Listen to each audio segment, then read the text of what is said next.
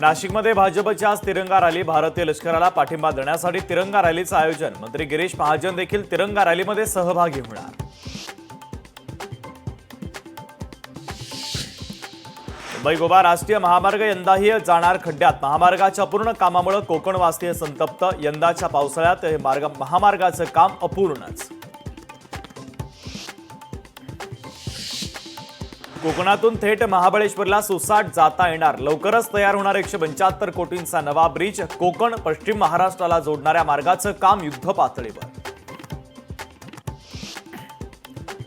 बीड शहरातील रस्त्यांवर सध्या घाणीचं साम्राज्य. अवकाळी पावसाच्या पाण्यानं आल्यातील घाण. रस्त्यावर अनेक ठिकाणी कचऱ्याचे ढीग.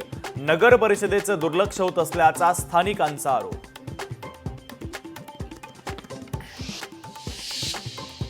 देशातील साखर उत्पादनामध्ये 18% घट. साखर उत्पादनामध्ये 58 लाख टन इतकी घट. साखर उत्पादनामध्ये उत्तर प्रदेशची आघाडी.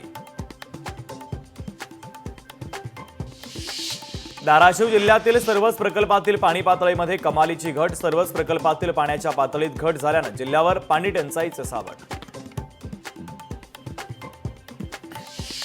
मेळघाटच्या खडीमल गावात पाणी टंचाईचं भयंकर वास्तव. पाण्याचा टँकर येताच पाणी भरण्यासाठी तुफान गर्दी. पिण्याच्या पाण्यासाठी लहान मुलांसह महिलांची झुंबड.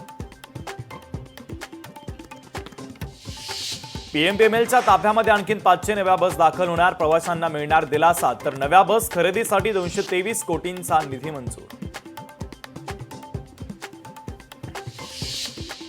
पुण्यात 24 लाखांची बनावट दारू जप्त. पुणे मुंबई हायवेवर राज्य उत्पादन शुल्क विभागाची मोठी कारवाई. चंद्रपूरमध्ये वाघाच्या हल्ल्यात 5 दिवसात 6 महिलांचा मृत्यू. जंगलातील तेंदूपत्ता ठरतोय नागरिकांसाठी कर्दनकाळ. पोटासाठी भाकर मिळवण्यासाठी नागरिकांचा आटापिटा. नागपूरमध्ये डेंग्यू सदृश्य आजारामध्ये वाढ. जानेवारी ते एप्रिलच्या दरम्यान मोठ्या प्रमाणात आढळले डेंग्यू सदृश्य आजाराचे रुग्ण.